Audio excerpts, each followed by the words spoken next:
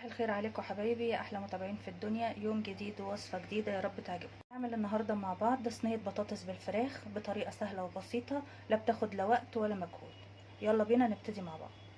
عندي هنا بطاطس انا قطعتها وحطيتها في ميه عشان ما تسودش. البطاطس طبعا الكميه اللي انت عايزاها. بقطعها تقطيعه متوسطه السمك، لا هي عريضه قوي ولا هي رفيعه قوي، وبلاش تكون رفيعه قوي عشان ما تتهريش مني في الصينيه. بالنسبة للفراخ انا هشتغل بوراك، بس طبعا انت ممكن تشتغلي بفراخ على بعضها او باجنحة او بصدور اللي انت حباه. طبعا الوراك علشان هي كبيرة فانا ابتديت انغزها كده بالمنظر ده بالسكينة على اساس تستوي من جوه، ان السيرة بتاعتها تستوي. طبعا الوراك دي انا نقعاها في محلول نقع وشطفها كويس جدا، والطريقة دي عندكم في فيديو تاني قديم لو حابين تشوفوه اتفرجوا عليه. اول حاجه هبتدي بيها هبتدي اعمل التتبيله. هجيب الكب عندي وهجيب بصلتين كبار، بصله بيضه وبصله حمراء. انا بحب اشتغل بالاتنين علشان البصله الحمراء بتديني زي تسكيره كده في الاكل، فانا بحب اشتغل بيه.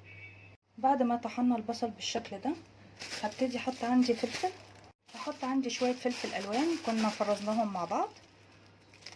طبعا لو في فلفل اخضر حطي، في فلفل احمر حطي، بيدي طعم حلو جدا.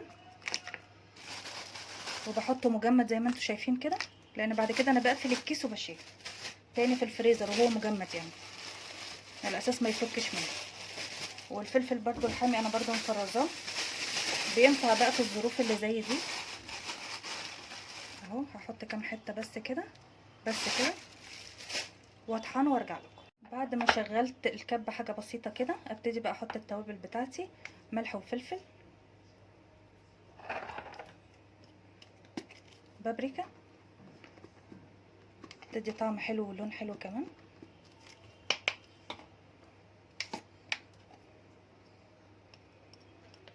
والسبع بهارات بس كده، شويه زعتر بيدوا البطاطس طعم حلو قوي. بس كده اديها طحنه تاني في الكب. يا ريت ما تنسوش اللايك حبايبي والسبسكرايب للي اول مره يشوف القناه، وفعلوا زرار الكل عشان يبان لكم كل ما هو جديد. اجيب صينيه عندي احط الفراخ. طبعا الفراخ عندك لو كبيره حطي قطعيها يعني تقطيعه صغيره كده بحيث انها ما تاخدش سوا.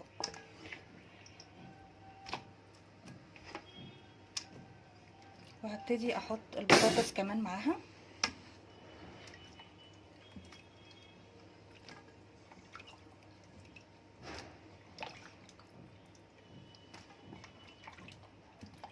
التتبيله اللي احنا عملناها ريحتها حلوه جدا جدا، رائعه يعني. ابتدي احط عندي التتبيله كده، ريحتها حلوه قوي جميله يعني. والتوابل اللي احنا حطيناها فيها دي كفايه قوي. واديها كلها دعكه كده بالفراخ بكل حاجه بالبطاطس بايديا وارجع لكم تاني. انا دعكتها بايدي دعكه جامده كده حلوه. هي ده منظرها وده شكلها اهي كلها متشربه زي ما انتم شايفين. هسيبها شويه، مش هحط الطماطم دلوقتي، هسيبها شويه تتشرب من التتبيله لان ده بيفرق كتير في طعمها. هبتدي بقى احضر الطماطم هنا قطعتها طبعا الكميه اللي انتوا عايزينها، احنا بنحب الطماطم كتير شويه. وحطيت فيها شويه ميه لان الميه دي اللي هتسويها. وبحط معاها معلقه وحته كده صلصه. ده شكل الطماطم عندي بعد ما حطيتها في الخلاط وصفيتها اهي بالمنظر ده زي الفل جميله. وهبتدي بقى احطها على الفراخ كده. الفراخ اتشربت من التتبيله، هبتدي كده احط عليها الطماطم بتاعتي وهي فيها كل التوابل. اخليها كده تدخل الطماطم فيها كده، واقلبها كده الناحيه التانية، اظبطها على اساس الناحيه التانية دي هي اللي بتاخد السوا كده. سهله وبسيطه ومفيهاش اي حاجه الوصفه، زي بقيه وصفاتنا بالظبط. لحد يكون بيشتغل او ست بيت مش عايزه تقف كتير، الوصفات كلها حلوه بصراحه. دورت النار عليها، هستنى لما تغلي هوطي النار عليها وهغطيها عشان تستوي على مهلها. اللي فوق البوتاجاز دي اسهل من الطريقه اللي في الفرن، ان احنا نحطها على طول في الفرن، بتاخد وقت جامد جدا. فاحنا هنسويها على النار من فوق، وبعد كده تاخد وش في الفرن، يعني تاخد وش شوايه كده في الفرن.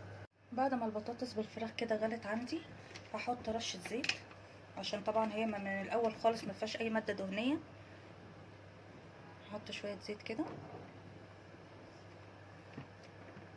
واحط كام حته زبده. طبعا لو في معلقه سمنه بلدي يبقى تمام، ما فيش هنحط زبده، ما فيش اي ماده دهنيه انت بتستعمليها حطيها. بس كده حاجه بسيطه كده تدي طعم وريحه. بقى باي غطا عندي وهوطيها تاخد سواها على مهلها. ده شكل البطاطس بالفراخ عندي بعد ما استوت. الفراخ اهي زي ما انتم شايفين سواها، والبطاطس اهي مستويه تمام. بس هرص بقى رصه حلوه كده للفراخ على الوش علشان احطها تحت الشوايه. ده شكل الفراخ اهي بعد ما رصيناها. بناخد من الصوص ده ونسقيها كده على الوش عشان تاخد لون حلو مع الشوايه في الفرن. نشغل الفرن الشوايه قصدي على حراره متوسطه. وده شكل الصينيه بعد ما خدت لون تحت الشوايه. وطبعا احنا هنا مزوده لها الطماطم لان احنا بنحبها كده. لو انتوا حابين تقللوا الطماطم براحتكم. يا رب تكون الوصفه سهله وبسيطه واستفدتوا منها ولو بمعلومه بسيطه. اشوفكم في فيديو جديد.